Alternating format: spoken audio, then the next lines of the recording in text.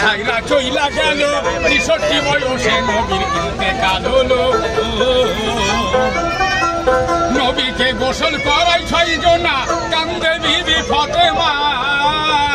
মদিনায় কইরা রইল রওজার নিশানা। নবীজি ছিলেন আমার ইশকের দেওয়ানা রে।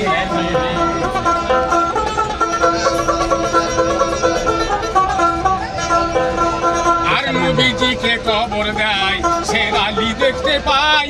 নবীজির মুখের কামড় নরে কোন কথা। শের আলী ধীরে ধীরে কাছে যায়, নবীর মুখে কান লাগায়।